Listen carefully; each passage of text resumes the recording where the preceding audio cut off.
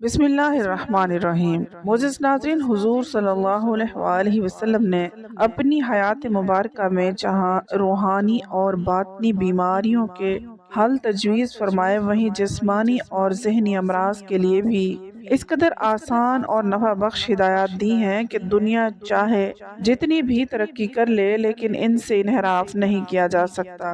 نبی کریم صلی اللہ علیہ وآلہ وسلم کی تعلیمات میں ہمیں ہر ایک بیماری کا علاج بھی ملتا ہے۔ جوڑوں کے درد کا علاج، حضور اکرم صلی اللہ علیہ وآلہ وسلم نے فرمایا، انجیر کھاؤ کیونکہ یہ بواسیر کو ختم کرتی ہے اور جوڑوں کے درد میں مفید ہے۔ دل کی کمزوری کا علاج، رسول اللہ صلی اللہ علیہ وآلہ وسلم نے فرمایا، تم لوگ سنترا استعمال کیا کرو کیونکہ یہ دل کو مضبوط کرتا ہے۔ زخم کا علاج، حضرت سہل رضی اللہ تعالیٰ عنہ فرماتے ہیں کہ اللہ کی قسم مجھے اچھی طرح یاد ہے کہ رسول اللہ صلی اللہ علیہ وآلہ وسلم کے زخموں کو کس نے دھویا تھا اور کون ان پر پانی ڈال رہا تھا، اور جس دوا سے آپ صلی اللہ علیہ وآلہ وسلم کا علاج کیا گیا۔ انہوں نے بیان کیا کہ حضرت فاطمہ رضی اللہ تعالیٰ عنہ رسول خدا صلی اللہ علیہ وآلہ وسلم کی صاحبزادی خون کو دھو رہی تھیں، حضرت علی رضی اللہ تعالیٰ عنہ ڈھال سے پانی ڈال رہے تھے۔ جب حضرت فاطمہ رضی اللہ تعالیٰ عنہ نے دیکھا کہ پانی سے خون اور زیادہ نکل رہا ہے تو انہوں نے چٹائی کا ایک ٹکڑا لے کر جلایا اور پھر اسے زخم پر چپکا دیا، جس سے خون کا آنا بند ہو گیا۔ اسی دن نبی کریم صلی اللہ علیہ وآلہ وسلم کے آگے دندان مبارک شہید ہوئے تھے۔ آپ صلی اللہ علیہ وآلہ وسلم کا چہرہ مبارک بھی زخمی ہو گیا تھا۔ رسول اکرم صلی اللہ علیہ وآلہ وسلم کو جب بھی کوئی کانٹا چبھتا تو آپ صلی اللہ علیہ وآلہ وسلم مہندی کا استعمال کیا کرتے تھے۔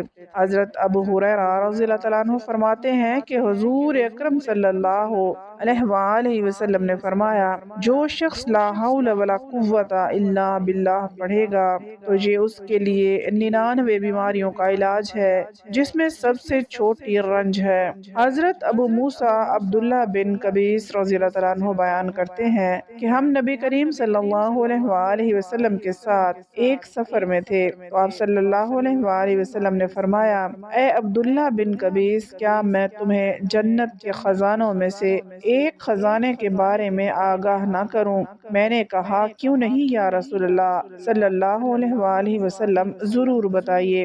آپ صلی اللہ علیہ وآلہ وسلم نے فرمایا، لا حول ولا قوت الا باللہ کہو۔ بخار کا علاج، رسول اللہ صلی اللہ علیہ وآلہ وسلم نے فرمایا، تم میں سے جب کسی کو بخار آئے تو سحری کے وقت ٹھنڈا پانی اس کے بدن پر 3 رات تک چھڑکا جائے۔ نبی کریم صلی اللہ علیہ وآلہ وسلم ایک اعرابی کی عیادت کے لیے تشریف لے گئے۔ آپ صلی اللہ علیہ وآلہ وسلم جب بھی کسی مریض کی عیادت کے لیے جاتے تو فرماتے، کوئی حرج نہیں ہے، انشاءاللہ یہ بخار گناہوں کو دھو دے گا۔ آپ صلی اللہ علیہ وآلہ وسلم نے اس اعرابی سے بھی یہی فرمایا کہ کوئی حرج نہیں، انشاءاللہ یہ بخار گناہوں کو دھو دے گا۔ اس نے اس پر کہا کہ آپ صلی اللہ علیہ وآلہ وسلم کہتے ہیں گناہوں کو دھونے والا ہے، ہرگز نہیں، یہ تو نہایت شدید قسم کا بخار ہے۔ بخار ایک بوڑھے کھوسٹ پر زور مار رہا ہے جو قبر کی زیارت کرائے بغیر نہیں چھوڑے گا۔ آپ صلی اللہ علیہ وآلہ وسلم نے فرمایا، تو پھر یوں ہی ہوگا۔ معدہ کی صفائی، حضور اکرم صلی اللہ علیہ وآلہ وسلم نے فرمایا کہ انار کو اس کے اندرونی چھلکے سمیت کھاؤ کیونکہ یہ معدے کی صفائی کرتا ہے۔ پیٹ کے کیڑوں کا علاج، حضرت ابن عباس رضی اللہ تعالیٰ عنہ بیان کرتے ہیں کہ حضور اکرم صلی اللہ علیہ وآلہ وسلم نے فرمایا، نہار منہ کھجوریں کھایا کرو کیونکہ اس سے پیٹ کے کیڑے مر جاتے ہیں۔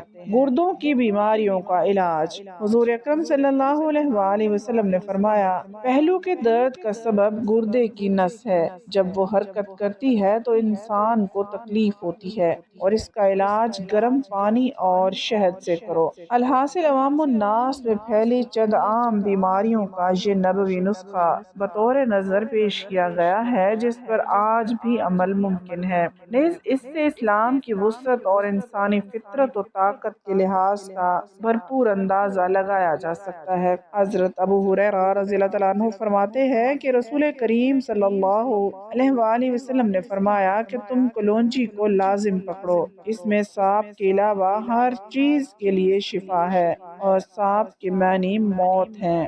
حضرت عبداللہ بن عباس رضی اللہ تعالیٰ عنہ سے روایت ہے، انہوں نے فرمایا کہ حضور اکرم صلی اللہ علیہ وآلہ وسلم کی ایک سرما دانی تھی، آپ صلی اللہ علیہ وآلہ وسلم اس سے ہر آنکھ میں 3 مرتبہ سرما لگاتے تھے۔ حضرت ابو ہریرہ رضی اللہ تعالیٰ عنہ سے روایت ہے، حضور اکرم صلی اللہ علیہ وآلہ وسلم نے فرمایا، عجوہ کھجور جنت سے ہے اور اس میں زہر سے شفا ہے۔ اگر ہم اللہ کے احکامات اور رسول اللہ صلی اللہ علیہ وآلہ وسلم کے طریقوں پر عمل شروع کر دیں تو صحت مند زندگی ہمارا مقدر بن جائے۔ اسلام نے بیماری اور صحت کے متعلق ایسا نقطہ نظر پیش کیا ہے جس کی نظیر نہیں ملتی۔ حضرت اسامہ بن شریک رضی اللہ عنہ فرماتے ہیں کہ چند دیہاتیوں نے حضور اکرم صلی اللہ علیہ وآلہ وسلم سے عرض کیا، جب ہم بیمار ہوں تو کیا ہم علاج نہ کروائیں؟ تو حضور اکرم صلی اللہ علیہ وآلہ وسلم نے فرمایا، ہاں اللہ کے بندو، علاج کراؤ،